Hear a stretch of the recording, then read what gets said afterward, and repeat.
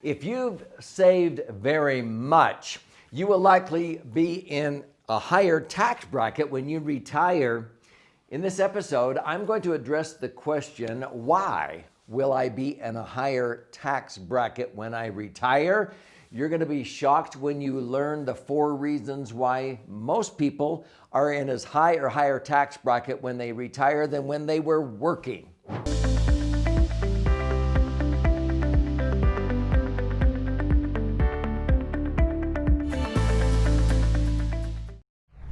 So my name's Doug Andrew, and I've been a financial strategist for more than 46 years, and I've helped people minimize taxes now for those 4.5 decades. So in this episode, I'm going to teach you why most people, even school teachers, are not in lower tax brackets when they retire, and how I've helped them eliminate unnecessary taxes instead of being caught in this tax trap.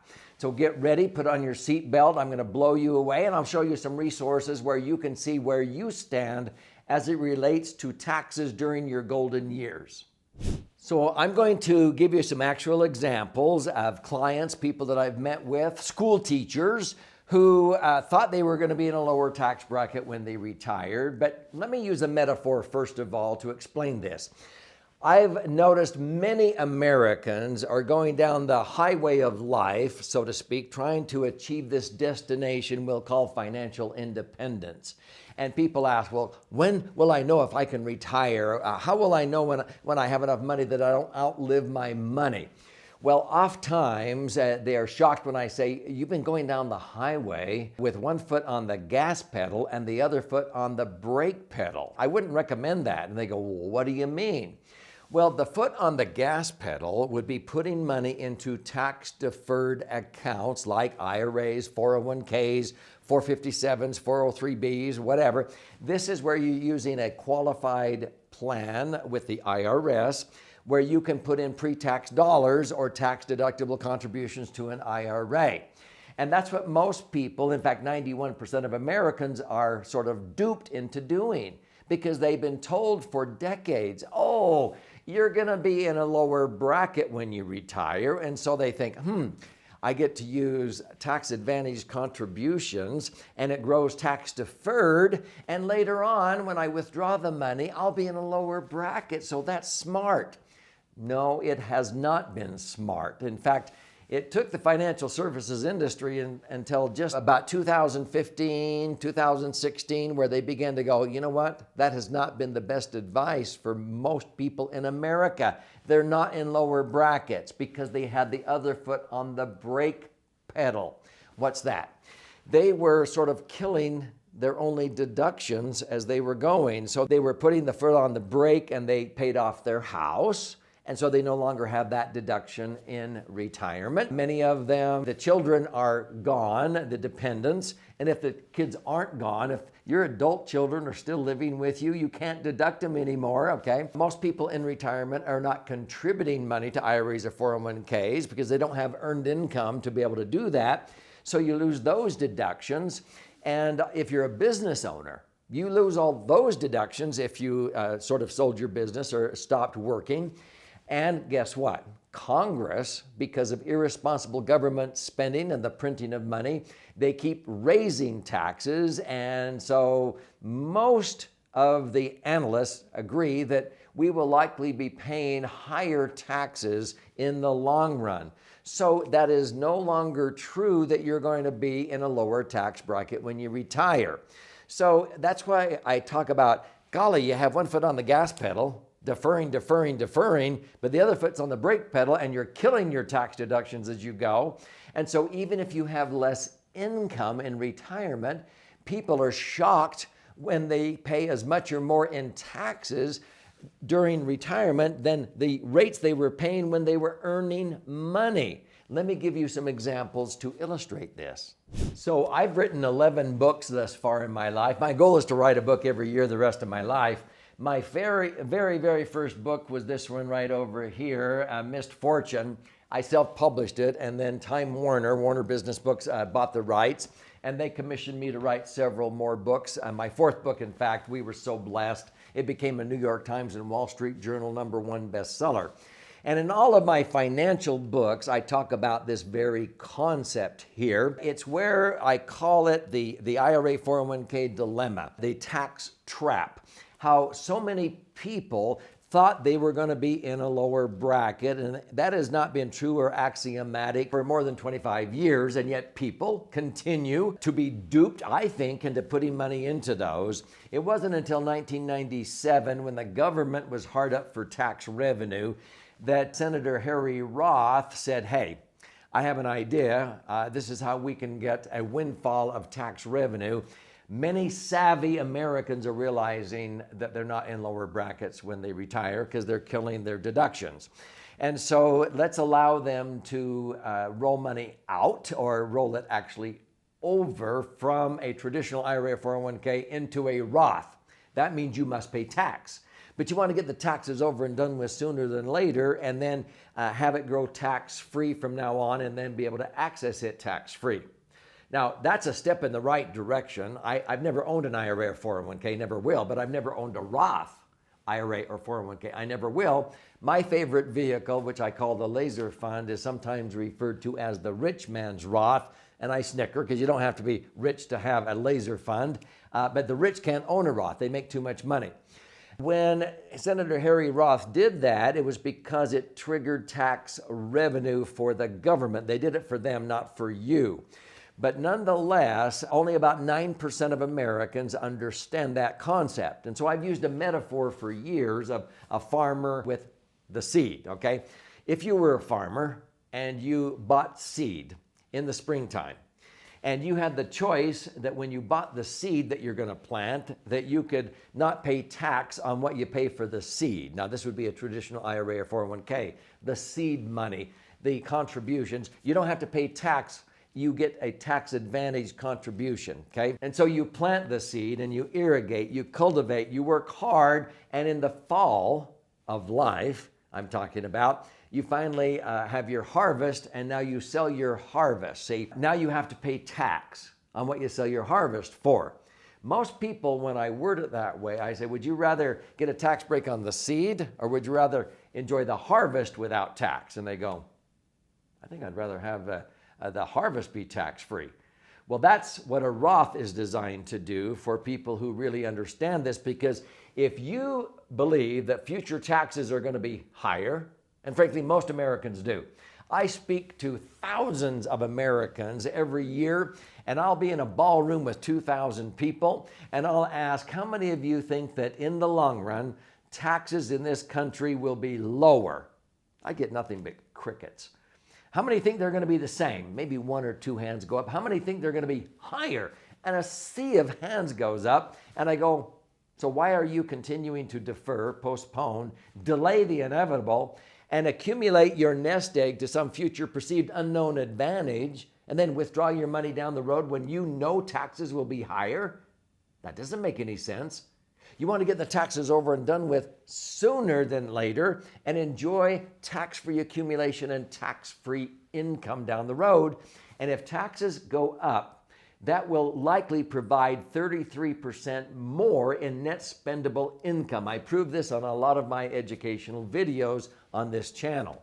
So let me give you an actual example of a husband and wife that were both school teachers that came to me years ago. So these two school teachers, husband and wife, they had been saving meticulously into the state's 401k and 403bs. This was about 15, 20 years ago, in fact. They knew that when they retired as school teachers, they would only get 2% for every year of service they taught. They had taught school for about 30 years each. 2% times 30 years is 60%. So they knew they would only get about 60% of what they had been earning. And at the time, I think the last 5 years before they retired, they had been averaging about $5,000 a month or $60,000 a year. And so if they retire, the defined benefit pension in the state that they lived in was going to be $3,000 a month or $36,000 a year. And of course, as they're teaching school, they're thinking, we can't get by on just, 2/3 or 60% of what we've been earning. So they meticulously socked away money in the state's 401k and 403bs. Now, this couple had, at the time, $250,000 in those tax-deferred IRAs and 401ks, and they had been told, oh, you're going to be in a lower bracket when you retire. Well, their accountant said, well, okay, if you don't need the money, don't take it out, continue to defer. And so, as you probably know, after age 59 and a half, you can access your money out of an IRA or 401k without a 10% early withdrawal penalty. And I was telling them, no, get the money out, get the taxes over and done with sooner than later. And they go, well, our CPA says if you don't need the money, leave it there, continue to defer. So we have software that shows the darkness of the night if you do that versus the brightness of your future if you just get the taxes over and done with and reposition the net after-tax money into something that's going to be tax-free from now on. Most CPAs don't know that that's what I'm doing is repositioning to something tax-free. If they learn that, they go, well, what's tax-free? And I have to educate them about my favorite vehicle. It's called the Laser Fund, a max-funded indexed universal life insurance contract. Well, this couple, their accountant said, no, leave it there. So the $250,000 was earning about 7.2%. And so that will double from $250,000 to $500,000 by the time they're 70 and a half. Well, I took that $500,000 and we took RMDs, required minimum distributions, under the tax law, because when you hit 70 and a half, now it's age 72, the government will penalize you 50% if you do not take what they say you're supposed to take based upon your LE. That means life expectancy. So if your life expectancy is 20 years, you have to take out 1/20th. If the next year it's 19 years, you have to take out 1/19th and then 1/18th, 1/17th. They want you to take out more and more so they can get the tax revenue they've been planning on. Those are called RMDs. You can't believe how many Americans take RMDs. It's the worst advice I've ever heard. And people say, well, if it's bad advice, why do they tell you to do that on CNBC? And I go, who's funding CNBC? Government revenuers. Why would they ever kill a partnership where they get a third, 40, 50, they can change the percentage if they're hard up for the money, and they have that partnership forever on what your accounts will continue to grow to. My software showed this couple conservatively, if taxes even didn't go up, that they would pay at least $250,000 in taxes during their life expectancy before it transferred down to their kids. And they went, wait a minute, that's all we have right now is $250,000. I said, you're going to pay $250,000. If taxes go up, you're going to pay more than that. And they went, wow, yeah, you're showing us the big picture. So what's your recommendation? And I said, you ought to get that money out and the taxes over and done with in a 5-year period. We actually were able to access about $60,000 a year for 5 years. That's $300,000 because the money was still growing.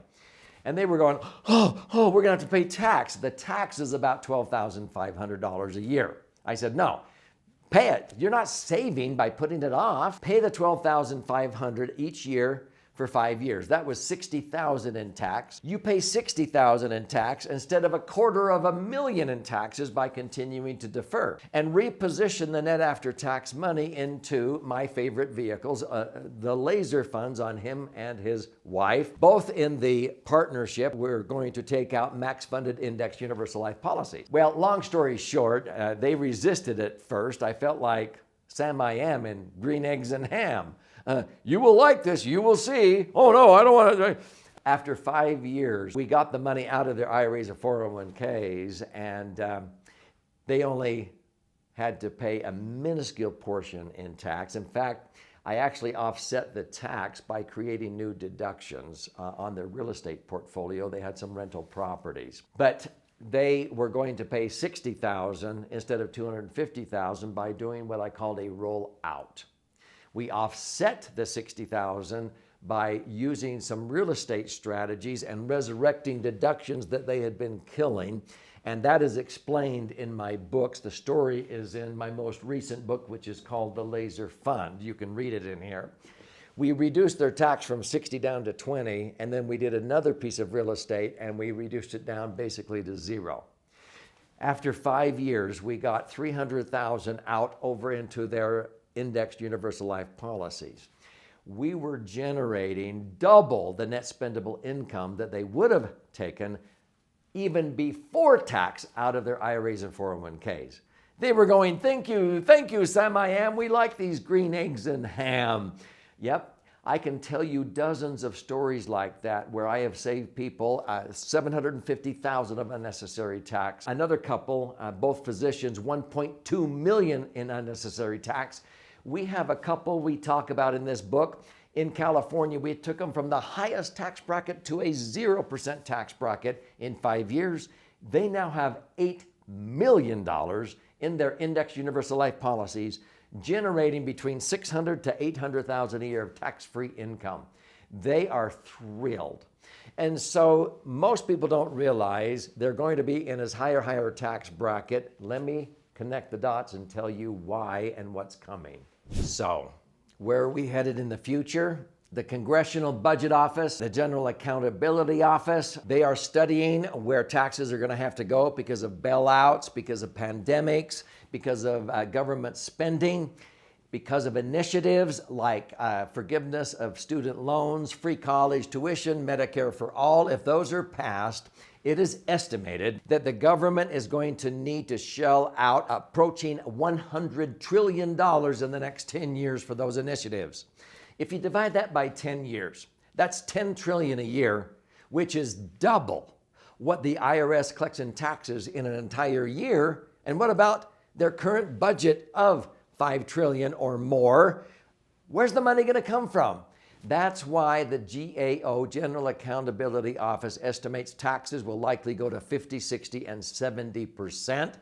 Get your money out of those IRAs or 401ks while your tax rates are lower. Reposition it into something that's going to be tax-free from now on, because I can assure you, if you have any type of a respectable retirement nest egg, you will likely be in as high or higher tax bracket in the future, even if you have less income. So don't delay, don't get into the tax trap.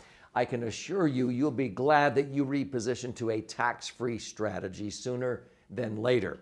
If you would like to learn more about why, I would implore you to read and study this book, but don't pay $20 for the book. I will gift you a free copy. Here's how. If you go to laserfund.com, L-A-S-E-R fund.com, and you simply contribute $5.95 towards the shipping and handling, I will pay for the book and send it out to you, and you can read the book. It's 300 pages of charts, graphs, and explanations, and 62 actual client stories.